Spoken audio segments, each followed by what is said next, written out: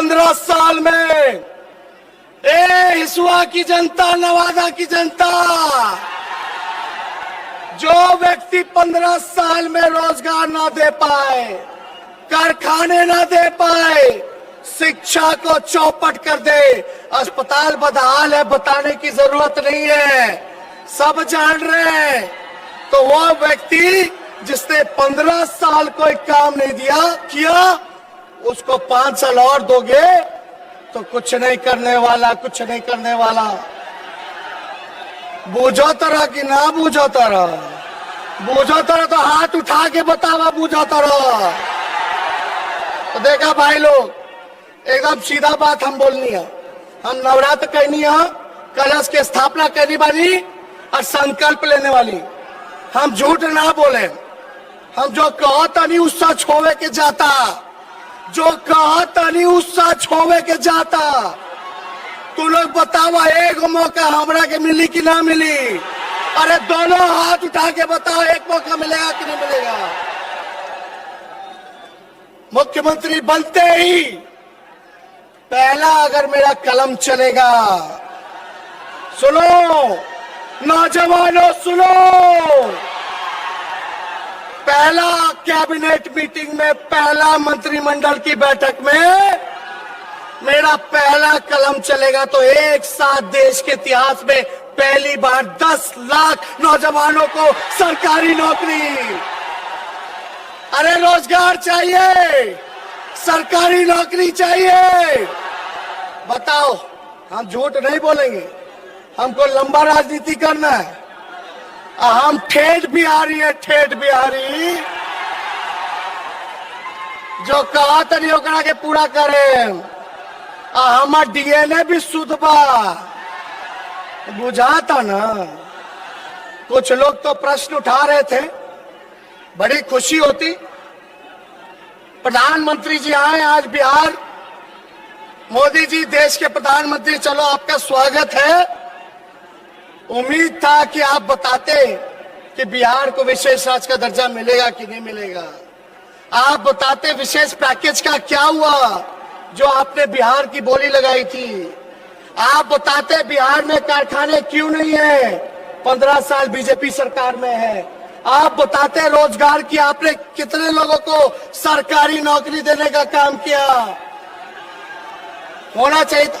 अभी बाढ़ आया, बताओ 85 लाख आबादी प्रभावित रही, 18 जिला बाढ़ में डूबा रहा। सेंट्रल का टीम भी नहीं आकर के देखा कि मेरा भाई लोग बाढ़ में डूब रहा है, उन लोगों को कुछ किया जाए, कोई देखने नहीं आया। और नीतीश कुमार जी तो 144 दिन से सीएम हाउस में अंदर रहे। पहले भी कोरोना था, अभी भी कोरोना है, लेकिन उस समय नहीं निकले बाहर। अभी निकल रहे। वोट चाहिए, कुर्सी चाहिए तो निकलत रहे, वोट मांगत रहे। बताओ, निकलना चाहिए था कि नहीं निकलना चाहिए था? ये 2-2 हजार किलोमीटर तक, 1500 किलोमीटर तक, एगो माई एगो कोड़ा में बबुआ के लेल बारी, एगो में सामान लेके चलत रही 1500 किलोमीटर। और नीतीश जी कहते रहे कि जो जहां है वहीं रहो। बोले थे कि नहीं बोले थे? 40 लाख से भी ज्यादा मजदूर लोग आए। सुप्रीम कोर्ट ने बोला कि रोजगार दो नीतीश जी, आप जाइए तो एयरपोर्ट चले जाओ, रेलवे स्टेशन चले जाओ, सब मजदूर को वापस ले जा रहा, पलायन कर रहा है। बिहार का अरबों खरबों रुपया बर्बाद हो रहा है, ये आप लोग जान रहे हैं। बाहर का पैसा दूसरे राज्यों में जा रहा है। उच्च शिक्षा के लिए लोग बाहर जाते हैं, इलाज के लिए बाहर जाते हैं, रोजी रोटी मजदूरी के लिए बाहर जाते हैं। तो हम ज्यादा कुछ नहीं कहेंगे, आप लोग होशियार हो।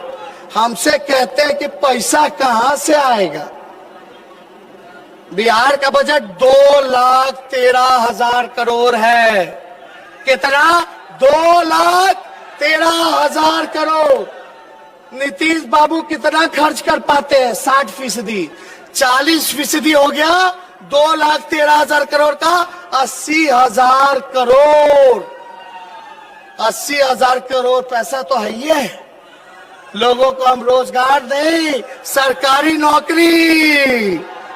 बाद में जब निवेश बढ़ेगा, टूरिज्म बढ़ेगा, कारखाने लगेंगे, तो कृषि पे उदारीकरण जो होगा उसको देखते हुए जो बाकी प्राइवेट सेक्टर में जो रोजगार लगेंगे वो अलग, लेकिन 10 लाख सरकारी नौकरी इकट्ठे किए जाएंगे, इकट्ठे दिए जाएंगे। इसलिए फॉर्म भरते हो नौकरी के लिए 500 रुपया लगता है, 1000 रुपया लगता है, 4 बार भर ले बारे साल, अभी तक बहाली ना निकलल, तो फॉर्म का फीस हम माफ कर देंगे। परीक्षा केंद्र तक जाने का पैसा हम माफ कर देंगे, भाड़ा हम माफ कर देंगे। जितने स्वयं सहायक समूह हैं, चाहे आशा वर्कर हो गई, आंगनबाड़ी जी हो गई, जीविका दीदी हो गई, विकास मित्र हो गए, इन सभी के मानदेय को 4000 करने का काम करेंगे और नियमित करने का काम करेंगे। नियोजित शिक्षक वाले लोग, कितना नीतीश जी ने आपको लाठी से पिटवाने का काम किया, किसी से छुपा नहीं है। आप हम लोगों की सरकार बनेगी तो आपको समान काम समान वेतन देने का काम हम लोग करेंगे। कई बुजुर्ग लोग होंगे, उनसे पूछिए वृद्धा पेंशन नहीं मिलता है, मिलता है तो समय पे नहीं मिलता, मिलता तो 400 रुपए मिलता है। वो 400 रुपए को हम लोग 1000 करने जा रहे हैं वृद्धा पेंशन को। तो ज्यादा कुछ नहीं कहना भाई लोग, मुद्दे की बात करें। देखो हम नौजवान हैं, नया सोच है, नया बिहार बनाना है, तरक्की की बात होनी चाहिए, मुद्दे की बात होनी चाहिए। युवा, किसान, बेरोजगार, मजदूर, शिक्षा, स्वास्थ्य, इन पे बात होनी चाहिए। आप लोग एक मौका दीजिए, नए सोच के हैं, नया बिहार बनाना है। हर जात के लोगों को, हर धर्म के लोगों को, हर वर्ग के लोगों को हम साथ लेकर के चलने का काम करेंगे। किसी को पीछे नहीं छोड़ेंगे, किसी को पीछे नहीं छोड़ेंगे। तो ज्यादा कुछ नहीं, चाहे स्वर्ण जाति के हो, चाहे पिछड़े जाति के हो, चाहे अति पिछड़े जाति के हो, चाहे दलित जाति के हो, चाहे आदिवासी भाई हो, चाहे अल्पसंख्यक भाई हो, सब लोगों को साथ लेकर के चलेंगे। और देखिएगा, कुछ लोग चाहते हैं कि जो है मुद्दे से भटकाया जाए, लेकिन बटना नहीं है, काम की बात होनी चाहिए। कुछ लोग चाहेंगे जात के नाम पे लड़ाएंगे, कुछ लोग धर्म के नाम पे लड़ाएंगे, लेकिन बिहार के लोग इस बार बेरोजगारी के मुद्दे पे लड़ेंगे, काम के मुद्दे पे लड़ेंगे, किसान मजदूर के मुद्दे पे लड़ेंगे। तो ज्यादा कुछ हम ना कहेंगे।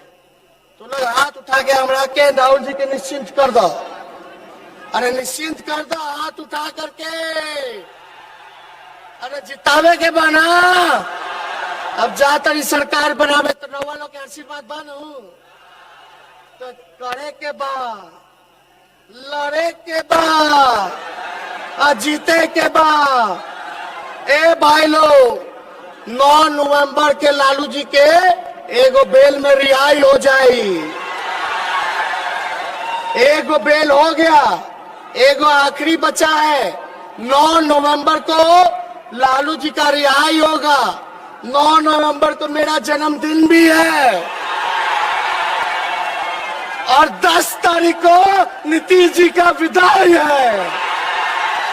अरे विदाई बानू, दोनों हाथ उठा के बोलिए, बोलो हिसुआ की जनता जिंदाबाद, नवादा की जनता जिंदाबाद।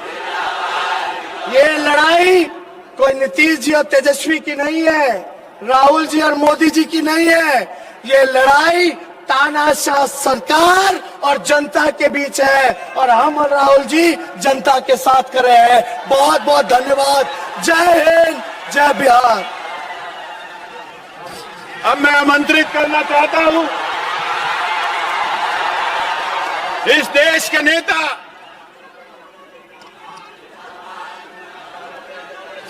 हम सबके दिलों की धड़कन, कांग्रेस पार्टी के पूर्व अध्यक्ष, हमारे नेता आदरणीय राहुल गांधी जी को अगर एक बार हाथ उठाकर सब नारा लगाएंगे तो आने वाले समय में बिहार और देश की तकदीर बदलने का जो काम करेंगे। आदरणीय राहुल गांधी जिंदाबाद, तेजस्वी यादव राहुल गांधी। मैं अपने नेता आदरणीय राहुल गांधी जी से आमंत्रित करता हूं।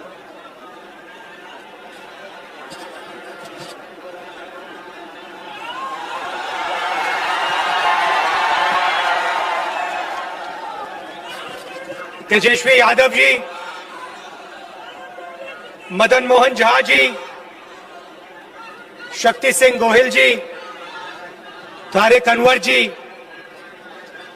अखिलेश प्रताप सिंह जी, सुबोध कांत सहाय जी, अजय कपूर जी, देवेंद्र यादव जी, महेंद्र यादव जी, कैंडिडेट्स नीतू कुमारी जी, मंथन सिंह जी, विभा देवी जी,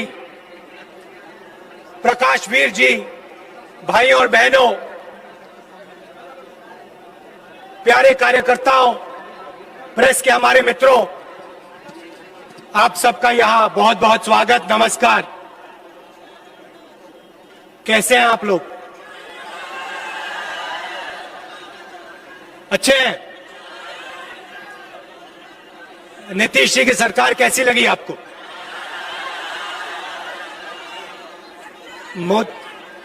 मोदी जी के भाषण कैसे लगे? अच्छे लगे?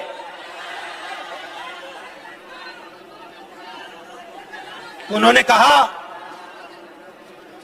कि बिहार के जो हमारे सैनिक शहीद हुए, उनके सामने प्रधानमंत्री अपना सिर झुकाते हैं। नरेंद्र मोदी जी ने कहा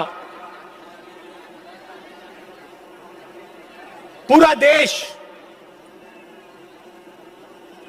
देश उनके सामने, बिहार के शहीदों के सामने सिर झुकाता है। मगर सवाल यह नहीं है, सवाल सिर झुकाने का नहीं है, सवाल दूसरा है। जब बिहार के युवा सैनिक शहीद हुए, उस दिन हिंदुस्तान के प्रधानमंत्री ने क्या कहा, क्या किया, सवाल वो है। लद्दाख में गया हूं,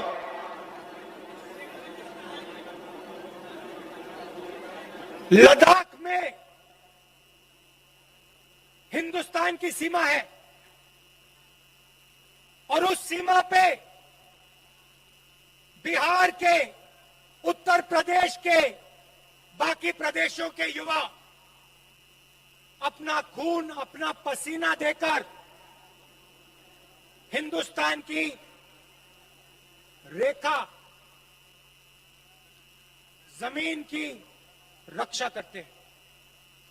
लद्दाख में ऐसी जगह है जहां -20, 25, 30 डिग्री सेल्सियस का टेम्परेचर है। ऐसी जगह है जहां हमारे सैनिकों को 10-15 दिन पोस्ट तक पहुंचने के लिए चलना पड़ता है। सियाचिन में हमारे युवा ठंड से मरते हैं मगर वापस नहीं आते, भूखे रह जाते हैं, वापस नहीं आते। उन्होंने आजादी के दिन से के बाद हिंदुस्तान की सीमा की रक्षा की।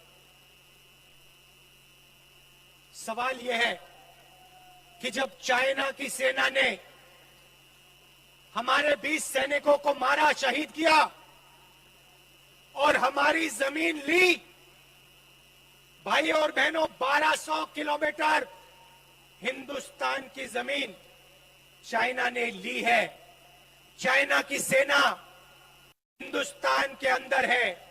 सवाल यह है कि जब चाइना हमारी जमीन के अंदर आए तो हमारे प्रधानमंत्री ने हमारे वीरों का अपमान करते हुए यह क्यों बोला कि हिंदुस्तान के अंदर कोई नहीं आया? सवाल भाइयों और बहनों ये है।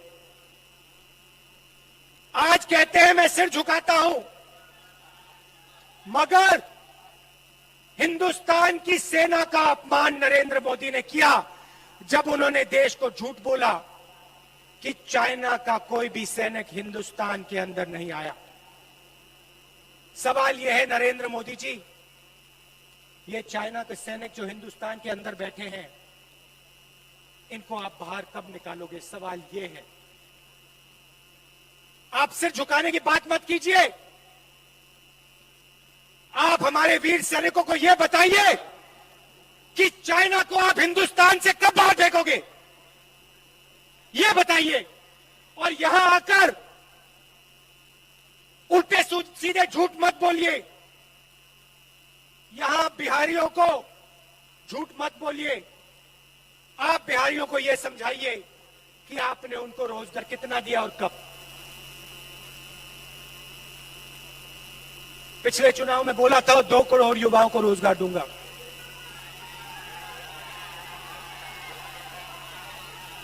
मिला? किसी को मिला?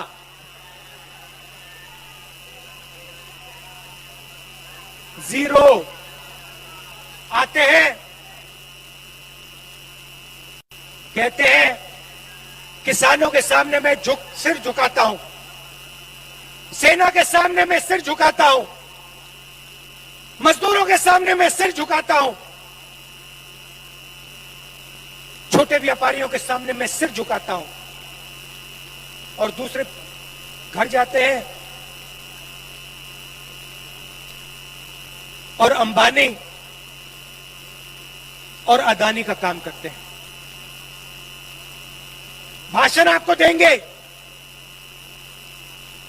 सिर झुकाएंगे आपके सामने, मगर जब तो फिर काम किसी और का करेंगे। नोटबंदी की फायदा हुआ आपको? आप बैंक के सामने खड़े हुए ना, ऐसी धूप में खड़े थे ना, बारिश में खड़े थे ना, आपने अपना पैसा बैंक में डाला,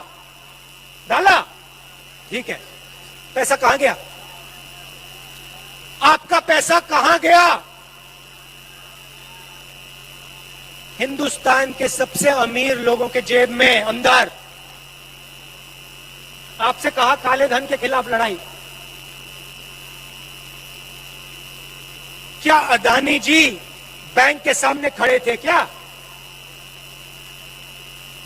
अंबानी जी बैंक के सामने खड़े दिखे आपको? नहीं, वो इसी कमरे में आपका पैसा छीना और उनका कर्जा माफ किया। हमारी सरकार थी, 70,000 करोड़ रुपए किसानों का कर्जा माफ किया था। पंजाब में हमारी सरकार, पंजाब में किसानों का कर्जा माफ किया। मध्य प्रदेश में सरकार बनी, मध्य प्रदेश में कर्जा माफ किया। छत्तीसगढ़ में कर्जा माफ किया। नोटबंदी पे नहीं रुके, उसके बाद जीएसटी लागू की, सब छोटे व्यापारियों को खत्म कर दिया। किसके लिए? हिंदुस्तान के सबसे बड़े अमीर लोगों के लिए। भाई और बहनों, आप समझो, रास्ता साफ किया जा रहा है। अंबानी और अदानी के लिए नरेंद्र मोदी रास्ता साफ कर रहा है, किसानों को, मजदूरों को परे कर रहा है, छोटे दुकानदारों को परे कर रहा है। आने वाले समय में आपका पूरा का पूरा धन हिंदुस्तान के 2-3 पूंजीपतियों के हाथ में हो जाएगा। आपके खेत आपसे छीन लिए जाएंगे और इनके हाथ चले जाएंगे। 3 नए कानून बनाए हैं, किसानों पर आक्रमण करने के 3 नए कानून बनाए। बिहार में इन्होंने पहले कर दिया था, अब ये पूरे देश में कर रहे हैं। मैं थोड़ा पानी, अब ये पूरे देश में कर रहे हैं। यहां पे इन्होंने मंडी खत्म की, एमएसपी खत्म की, अब ये पूरे देश में मंडियों को, एमएसपी को खत्म कर रहे हैं। लाखों लोगों को धन्यवाद।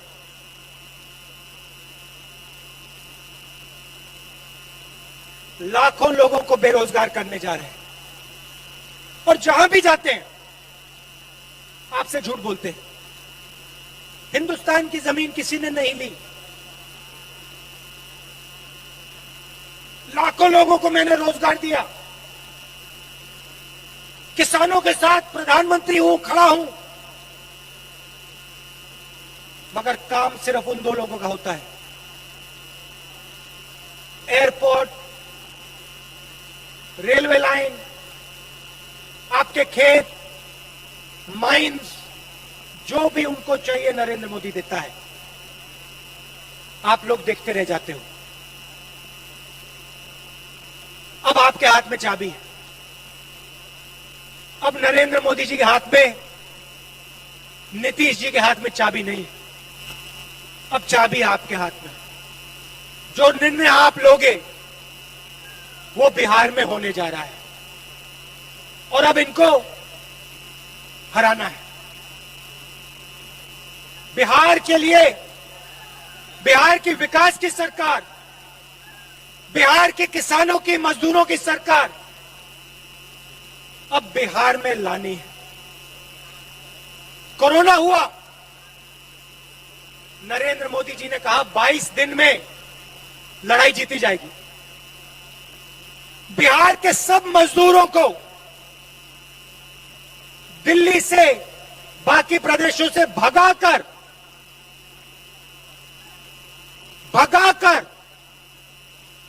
बिहार भेजा। जब बिहार पैदल आए, जब आप पैदल आ रहे थे, जब आप भूखे थे, जब आप प्यासे थे, तो नरेंद्र मोदी क्या कह रहे थे? नरेंद्र मोदी जी ने आपकी मदद की, बिहार के मजदूरों की मदद की।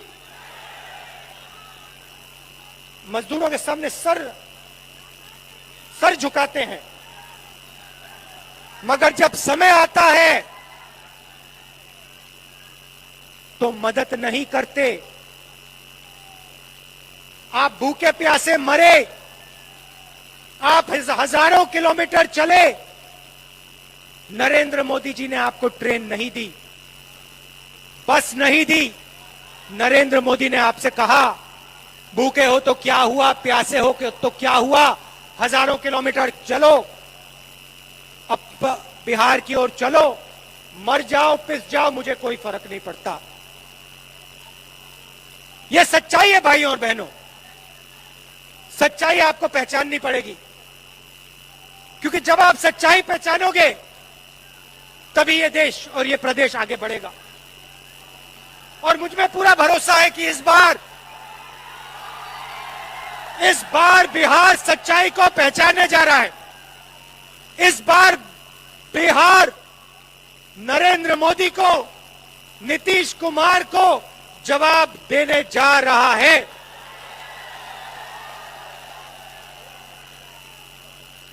सही जवाब इस बार मिलेगा नरेंद्र मोदी को। आप दूर दूर से आए, इसके लिए आप सबका बहुत बहुत धन्यवाद।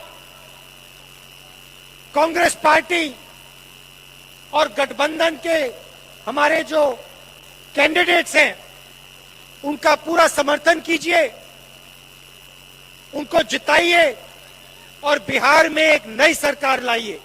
बहुत बहुत धन्यवाद। जय हिंद।